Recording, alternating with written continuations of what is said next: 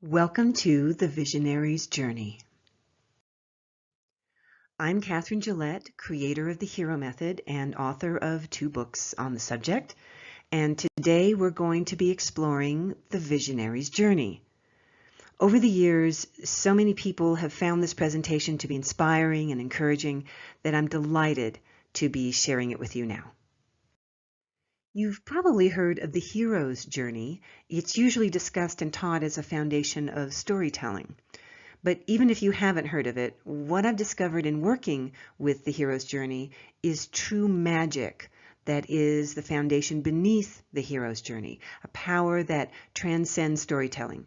Because within the hero's journey are motifs and archetypes that apply to us all. I call this presentation the Visionary's Journey because I originally created it for entrepreneurs, small business owners, coaches, authors, and other kinds of experts. So if that's you, you're in the right place. But I soon realized this topic resonates deeply with everyone and anyone who has a desire to help make the world a better place. So if that's you, you're in the right place. Based on the feedback I've received on this talk, in the next few minutes, you're going to come away with a new perspective on your life, a newfound inspiration for the journey that is your life, and a newfound appreciation for what has transpired in your life and what is yet to come. Those might sound like big promises, but by the end of this presentation, they may actually seem like understatements. So I'm going to start by giving you some background on the hero's journey.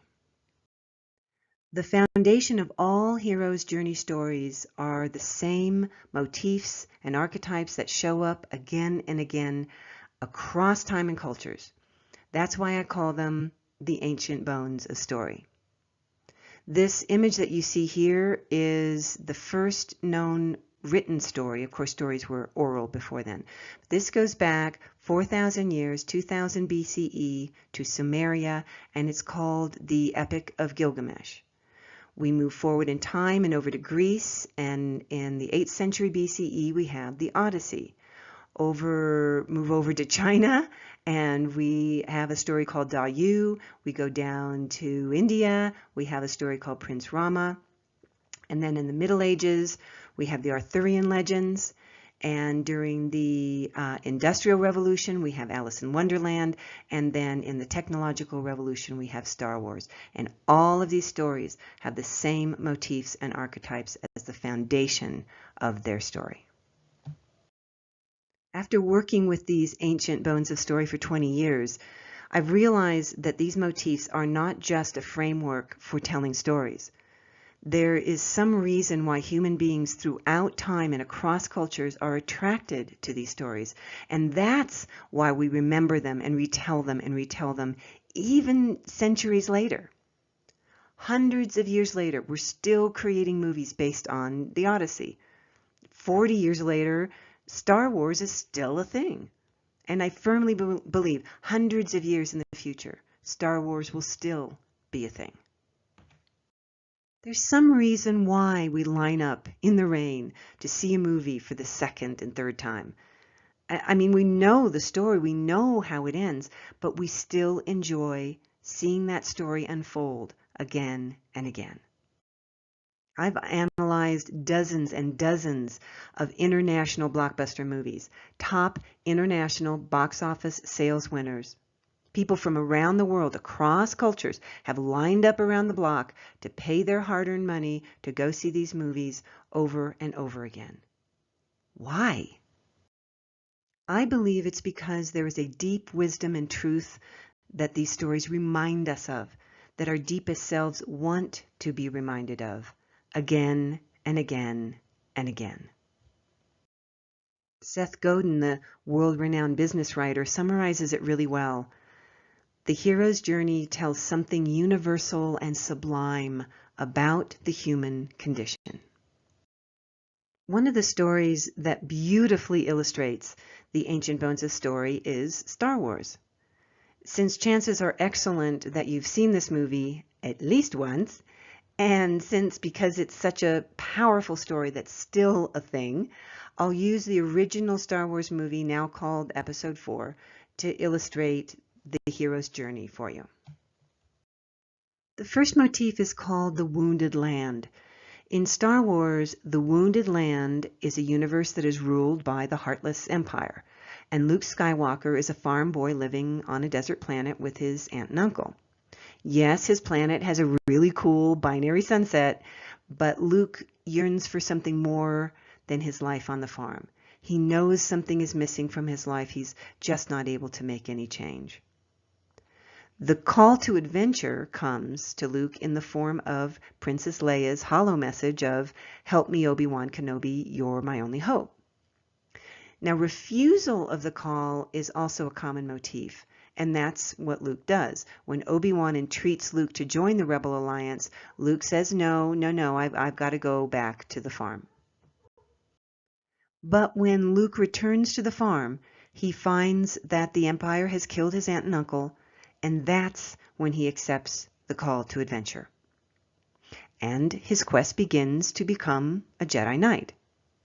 As is true with all heroes, immediately after accepting the call, obstacles start appearing. Like all heroes before him, Luke endures trials and ordeals and encounters enemies, all kinds of people and things that try to keep Luke from continuing his quest. The elixir is the thing that will heal the wounded land. The elixir in Star Wars is the Force. And in order to become a Jedi Knight, Luke has to master the Force. Only by mastering the Force can Luke push aside the technology that's been made available to him, use the Force, and make that 1,000,000-to-1 shot that destroys the Death Star. And because of that, the Empire has been dealt a devastating blow, and the universe is a safer place. And in the final scene of the movie, Luke and his closest allies are given recognition because, in a huge way, the wounded land is now healed. And then we have the archetypes of the hero's journey. Of course, there's the hero. FYI, the hero is gender neutral. For example, Katniss Everdeen is the hero in The Hunger Games. Today's heroes transform the world. They heal the wounded land in some way, but they are also transformed themselves by the journey. So Luke goes from being a farm boy on a moisture farm to a Jedi Knight who destroys the Empire's coveted Death Star. And allies. Allies are the people who support the hero in his or her quest. Yes, Luke is surrounded by enemies, but thank goodness for all of his allies. Leia, Han Solo, Chewbacca, C-3PO, R2-D2, and all of the warriors of the rebellion. They are all his allies. Then there's the trickster. The trickster is the force or element or character that switches things up unexpectedly. Just when you think the world works like so, trickster comes in and changes everything. As unfortunate as every unexpected trick seems, they actually serve to further the hero on his or her journey. For example, R2-D2 is a trickster in this story. He's not a good little worker droid. He takes off on his own, and Luke has to take a bunch of heavy risks to go find him. But because of that, Luke meets Obi-Wan Kenobi, who is the mentor. Mentors are there to support the hero in his or her journey. Mentors always offer helpful insight and advice and even magical tools, very much like Luke's lightsaber.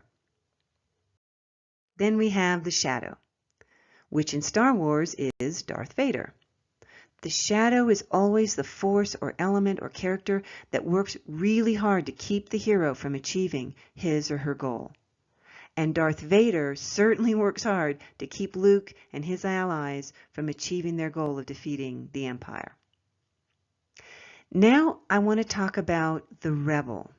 The Rebel is actually a very special kind of hero. Many heroes, when they answer the call to adventure, leave their ordinary world. They leave the wounded land and enter a special world of some kind in order to continue their quest and find the elixir, and then they need to bring the elixir back to the wounded land in order to heal it. Think of Alice going into Wonderland, especially in Tim Burton's brilliant interpretation of the story. But the rebel stays in the wounded land and heals the wounded land from within. And I think that's actually harder to do. I think rebels are a very honorable and noble kind of hero. Honestly, I highly recommend you watch the Marlon Brando classic, Rebel Without a Cause. He plays a brilliant example of the rebel. So now, as an example, I'm going to tell you my story in the context of these journey guideposts, and then I'll help you to see yours. Again, the wounded land is someone's ordinary world. It's just the world they live in, but it's broken in some way. Something very important is missing. For me, I was working in marketing communications, and I knew that current best practices, quote unquote, in marketing communications were broken. Companies were pouring tons of money into programs and creating content that simply weren't working to help the company grow. But I had no idea what the solution was, and I never thought I could possibly arrive at a solution. But more important than that for me, I saw entrepreneurs and people in sales and marketing using that broken system and being horribly hindered by it. The call to adventure came to me after 20 years of working with the ancient bones of story and the hero's journey. I had this exciting inkling that maybe I could use the ancient bones of story to help businesses create more meaningful connections with their audience that could then generate higher response to their content. And so the quest began. For me, that was about opening up to my fascinations, which happened to be the motifs of the hero's journey, the neurological research behind the power of story and literary analysis, a bunch of other fascinations as well, but I couldn't imagine how any of that would ever be of any use, but I just allowed myself to follow those fascinations and see where they might lead me. In terms of obstacles, boy, if I had obstacles. I could spend way too much time listing out all the obstacles, trials, ordeals, and even enemies I've encountered, people who really resisted me bringing this revolutionary idea to the business world. But I stayed with my quest regardless of the obstacles, and over time the elixir took shape and became the hero method. I found my elixir because I kept saying yes to the adventure of following my fascinations. It's hard to describe, but it just felt right to keep following my passions and being open to seeing how my fascinations could all come together like ingredients for an elixir.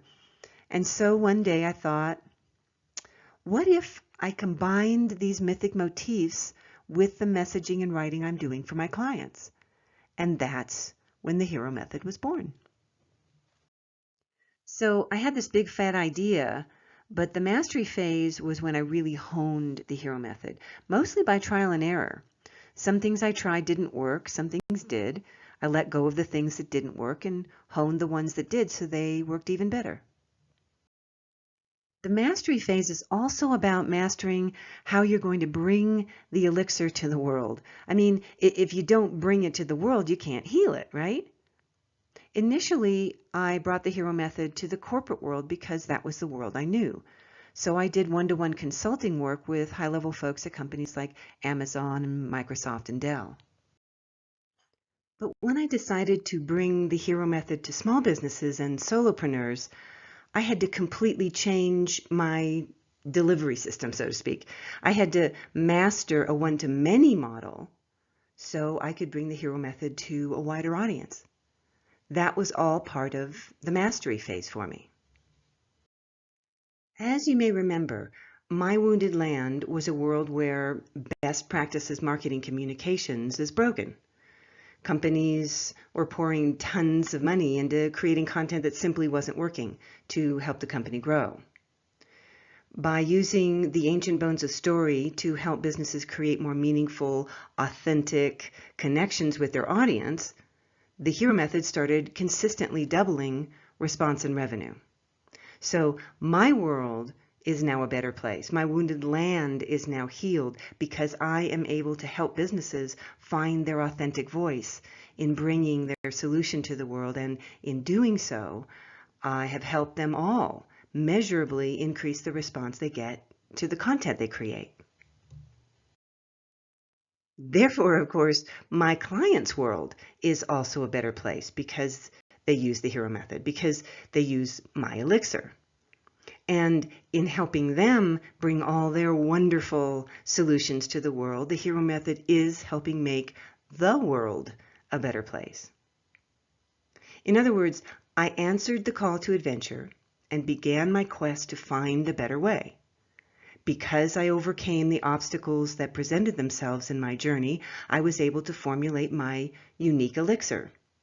And in honing the formula for the elixir and in mastering the way I bring it to the world, I have healed my wounded land. As for my archetypes, by definition, I am a hero because I am on a quest to help heal the wounded land. And I have many allies, friends and colleagues and clients who are all supporting me in my journey. Trickster has definitely shown up many times. Oh boy, I don't know which one to tell you about, which one would be the best example of this archetype in a real human journey. Well, the one that comes to mind is me losing my job and my husband suing for divorce all at the same time. Both were totally unexpected, completely turned my world upside down. I was terrified about what life was going to turn out to be for me. But because of that double trickster event, I ended up on a journey that led me to creating the hero method, to living in Mexico and having this wonderful life. If I had had, quote, better luck and Trickster hadn't shown up, none of that would have happened. And yes, my shadow has shown up throughout my journey, mostly in the guise of my own fears and doubts. I've not only said to myself, but I believed that I can't possibly pull this thing off, this next thing that I have to do in order to move forward in my journey. Oh, no, no, no, no, no, no. It's way too big for me to take on. It's way more than I could possibly do. My shadow has been a powerful force of resistance in many phases of my journey. But having overcome the shadow so many times, its voice, its power has gotten weaker and weaker over time. And that's because my internal mentor's voice has gotten stronger and stronger. It says to me, keep saying yes to the adventure. And so I have. I keep moving forward step by step. I keep doing things that stretch me. I keep seeing that next thing that needs to be done. And I see the obstacle and I just bloody well get beyond it. Often imperfectly at first, but I keep saying yes to the adventure, and that keeps making me stronger and stronger. So I can do things now that I never thought I could have done before. Yes, I have external mentors too. Joseph Campbell, the discoverer, if you will, of the hero's journey, he was my first mentor. I never met him personally, but his work changed my life. And since then, I've had a number of mentoring coaches in this adventure as well. But the lessons of myth tell us that our most powerful mentor is within us. It is the voice that says, you have right now everything you need to achieve everything you want. That's Obi-Wan Kenobi's voice saying, use the Force, Luke. And mine says, keep saying yes to the adventure, Catherine. That's really the true voice of mentor. Now, as it turns out, my journey involves being a rebel. The hero method is a true paradigm shift that turns current best practices, marketing communications on its head. That's why when I was in the corporate world, I got a ton of pushback. I got the equivalent of, that's not how we do things around here. Ugh, I heard that more times than I care to remember. But that's just the sign of the rebel. And if you hear that, it doesn't mean what you've got isn't valuable. It just might mean, like me, you're just in the wrong place. You're just talking to the wrong people. The minute I started working with solopreneurs and salespeople, all of that changed. Suddenly, there was excitement and openness, and instead of hearing, that's not how we do things around here, I started hearing the equivalent of, where have you been all my life? So now the question is, where are you in your journey? My guess is, in some important way, you're at least aware that the land is wounded. You have a sense that there's more to life than what it's been for you so far, or you see how your world is broken, and you wonder if maybe, just maybe, there's something you can do to help. Or maybe you're pondering, that you're seeing how this is broken, and there's just got to be a better way, and maybe you can find that better way. You might still be waiting for the call to adventure. You don't feel you've heard it yet. Maybe that's where you are in your journey. And what I can say is, just keep listening. As Joseph Campbell said, follow your bliss. So pay close attention to your fascinations and follow them. That's what I did. I had a fascination for history, a fascination for anthropology, a fascination for psychology, then a fascination for Joseph Campbell's work, then a fascination to write a historical novel. None of them seemed related. But they all ended up coming together as key ingredients for the Hero Method. You might also have an inkling from this discussion that you've been hearing the call and maybe you've been refusing it. Maybe you're saying, oh no, I can't do that. I'm not creative enough, or I can't afford it yet, or my husband would leave me. Even that is what I call being right on schedule. Even the greatest heroes across time and cultures have refused the call to adventure. Or maybe where you are is that you've heard the call, and maybe after refusing it a few times, you've accepted the call, stepped out of your ordinary world into a special world of your quest to figure out how you can help make the world a better place. If that's where you are in your journey, you have a sense of a direction in your life, and you're open to exploring new and different ideas about what your elixir is actually going to be.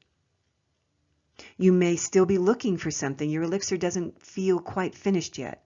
So you're still open to learning from other heroes and mentors and allies.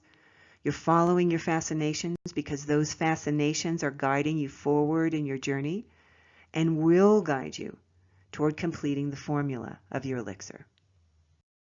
Or maybe you're really clear on the final formula of your elixir. You're certain that you have all the ingredients and that this elixir can definitely heal the wounded land.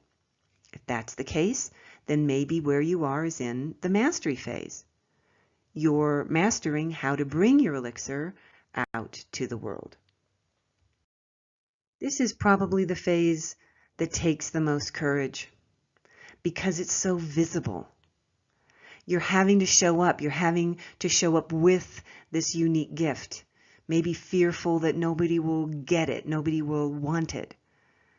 But also knowing that if people don't use your elixir, nothing will change. The land will not be healed.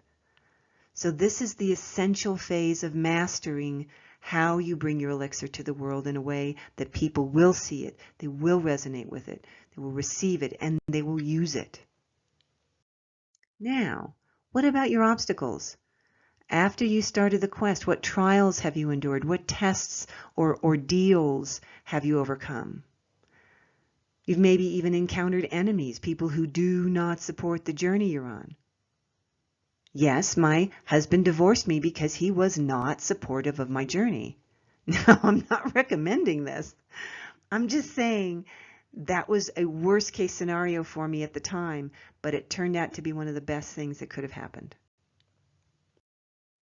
So maybe you're facing an obstacle or two right now. That's all part of the journey. No hero's journey is ever easy. When you expect to go right, it's going to turn left. But as long as you're following the call, following your bliss, following your fascinations, with that sense that somewhere in there this could help heal the wounded land, as long as you're doing that, as long as you keep saying yes to the adventure, as long as you keep putting one foot in front of the other, no matter how small the step, you're doing just fine. And perhaps you look at this and see that you've already finished a journey. You've already accepted a call to adventure that has led you to discover an elixir, and you can now see that your elixir is helping heal the land. So maybe you want to go back and master a new way of bringing your elixir to the world. Maybe you want to try a different business model like I did. I started out with a one-to-one consulting model, and then I created a one-to-many model so I could bring the hero method out to a wider audience. Or maybe you're perfectly happy with the business model you have, but you want to try new ways to bring your elixir out to the world in bigger ways, in ways that will reach wider audiences. Or maybe you see another way that the land is wounded, how things are broken in different ways, and maybe you're ready to start listening for the next call, to find a new elixir that will heal the land in new ways. Now, who are the archetypes of your journey? You, of course, are the hero. You're the one either listening for the call to adventure or following it. Now, think of your allies, all the people who support you in this journey. Think of them now. See how you're surrounded by them. And, of course, we can't forget Trickster. Think of how Trickster may have shown up in your journey, and honor him. He's not just a pain in the ass. He's pointing out something really important. And if he hasn't shown up yet, he will. And when he does, don't let it discourage you. Don't see it as a sign that you're on the wrong path. Again, if you're following your fascinations and your passions with the vision of healing the wounded land, you're right on schedule. Be aware of your shadow. The shadow is the force that works to keep the hero from achieving the goal of the quest. And the tricky thing about shadow is that this is not an external person or event. The shadow is our own inner doubts and fears and desires to be safe. One of my mentors, Ryan Eliason, calls them gremlins. They can be very destructive if you're not aware of them. The shadow can hide and seem like wisdom. But remember, fear is never a source of wisdom. Fear is never a source of wisdom. And speaking of wisdom, who are your mentors in your world? Who have they been and who are they now? But perhaps most important, where is the voice of mentor within you? The voice that gives you helpful advice that supports you in your journey. The voice that knows this is the right journey for you, that you are following your call to adventure, that you have a unique gift, and it is your quest to bring your gift in the form of your unique elixir to the world, so you can help heal the wounded land. That's the voice you want to listen to. Before I leave you, I want to share with you some of the wisdom that hero stories have for us. Hero stories hold a tremendous amount of wisdom that they serve to remind us of. And I would like to leave you with 3 of them. Luke Skywalker had a unique facility with the Force. The Force was very strong with him, right? He was the only one who could make that 1,000,000-to-1 shot and destroy the Death Star. In The Matrix, Neo is the one. He is the chosen one, the only one who can heal the really wounded land of the Matrix. All heroes are the one for their journey. No one but the hero can do what needs to be done, Katniss Everdeen in the Hunger Games has unique qualities and talents. No one else but Katniss could have been the key to destroying the Capitol. And little Frodo Baggins in Lord of the Rings, no one else could have overcome all those obstacles in order to destroy the One Ring. The first piece of wisdom hero stories want us to remember is, you are the one for your journey. There is no one else in the world who can heal the wounded land in the unique way you can. Another piece of wisdom hero stories want us to remember is that you have everything it takes right now to achieve your vision. Otherwise, you would not have been called to it. Whether you feel the call came from within you or outside you, either way, this is true. It may be the universe in its wisdom knows you're the one for this journey, or it's your unconscious, the part of you that knows you best, the part that truly knows what you're capable of. Either way, the fact that you've heard this call says that you have everything within you to achieve what you want to achieve. That doesn't mean the path is going to be cleared of all obstacles for you. What it does mean is that you have everything you need right now to overcome any obstacle and to conquer the forces of your shadow whenever they show up. The third great lesson these stories remind us of is your success is inevitable. The ending of every great story is what's called in writer circles inevitable. At the story's end, you can look back and see how all the elements lined up and the story could not have ended any other way. Of course, Luke was eventually going to kick the Empire right where it counted, but he had to keep saying yes to the adventure. The same is true for your story. I truly believe this. In some important way, your success is inevitable. All it takes, just like every true hero, is the courage and determination to keep saying yes to the adventure. So I hope I've been able to illustrate to you how the hero's journey can be a kind of map for your life. And that if you keep saying yes to the adventure, just like all other heroes before you, you will help heal the wounded land. So until we meet again, keep saying yes to the adventure.